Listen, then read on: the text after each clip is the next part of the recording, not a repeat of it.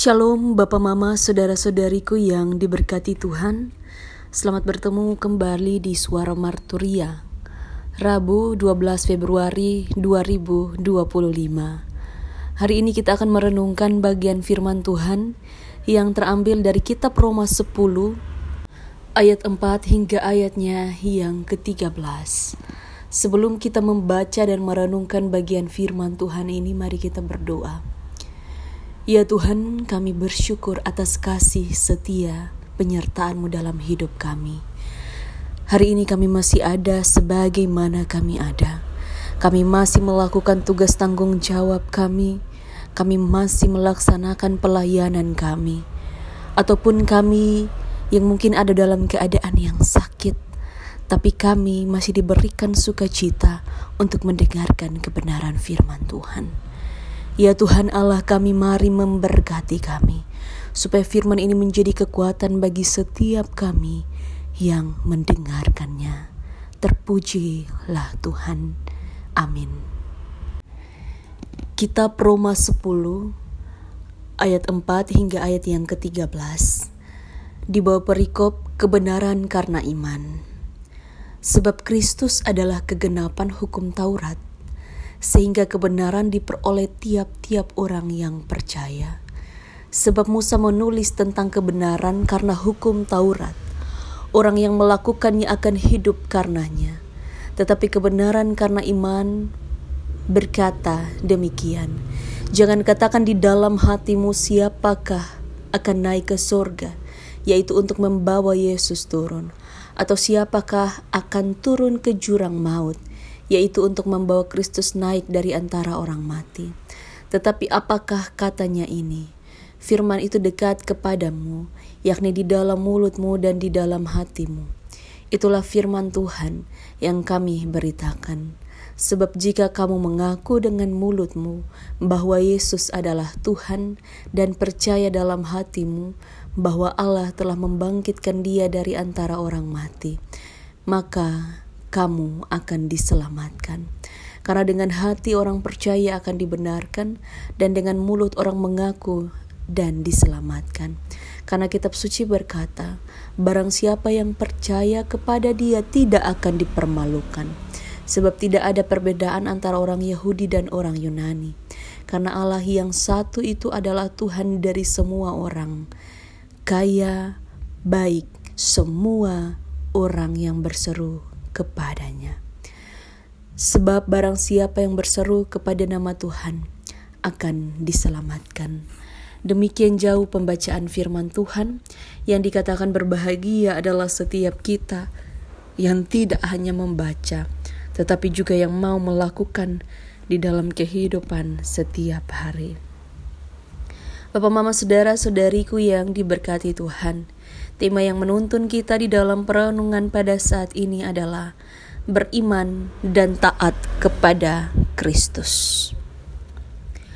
Beriman saja tanpa kita lihat dan menyadari untuk melakukan di dalam hidup tentang bagaimana Kristus sudah melakukannya bagi kita. Itu adalah sebuah kesia-siaan. Jadi keberimanan kita kepada Kristus harus benar-benar dinyatakan melalui ketaatan kita. Taat dalam tindakan. Ketika kita membaca bagian firman Tuhan ini menjadi bagian yang menitik beratkan pada bagaimana kita sebagai orang-orang Kristen, kita disapa dan apakah yang sudah ada di dalam hati kita. Kita percaya bahwa Kristus adalah yang utama dalam hati kita. Kristus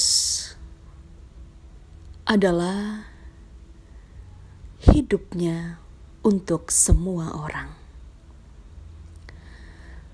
Rasul Paulus yang menegaskan kepada jemaat di Roma yang adalah orang-orang Yahudi,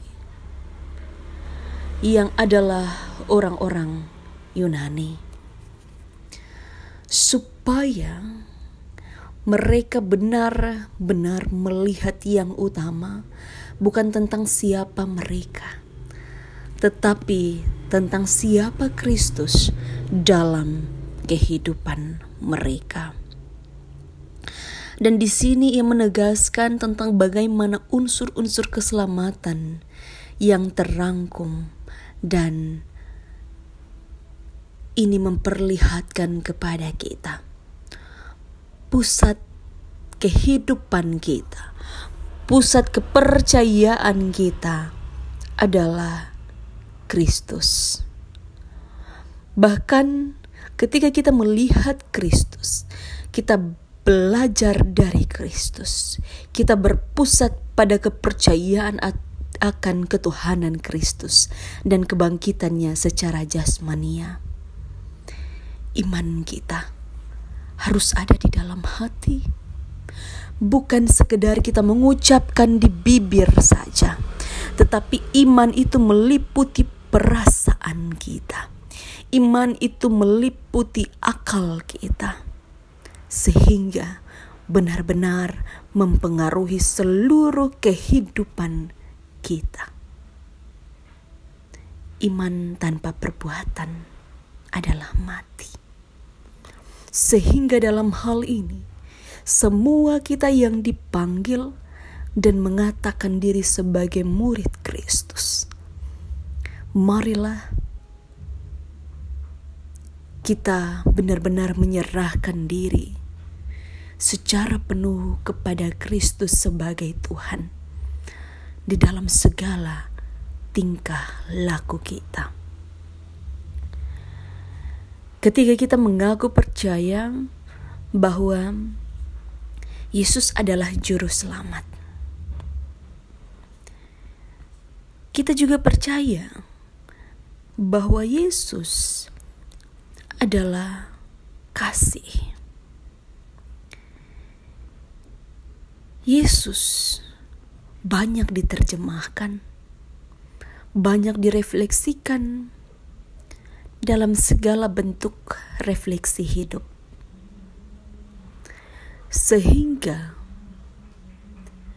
ketika kita belajar dari orang-orang Kristen di Perjanjian Baru, mereka memanggil Yesus sebagai Tuhan.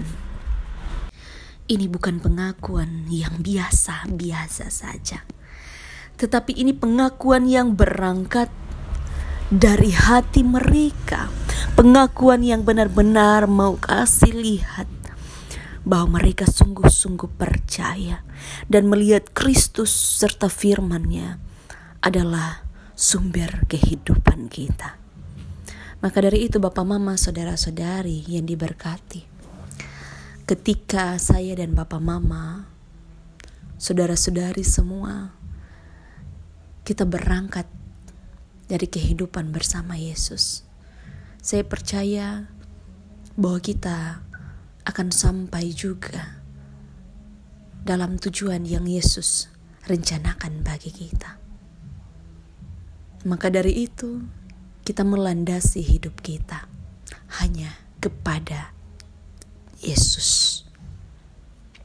Dalam kehidupan keluarga, apakah kita sudah melandasi Yesus? Dalam kehidupan pekerjaan, dalam kehidupan pergumulan usaha kita, mari kita kembali dan terus melihat serta melakukan apa yang baik yang sudah Yesus ajarkan bagi kita. Kiranya Roh Kudus menolong kita semua. Amin. Mari kita berdoa. Ya Tuhan Allah kami bersyukur dan berterima kasih ketika hari ini kami datang tunduk dan mendengarkan firman Tuhan. Masing-masing kami dengan pergumulan kehidupan. Ada yang saat ini berada di rumah dalam keadaan yang sehat, kami yang ada dalam keadaan yang sakit,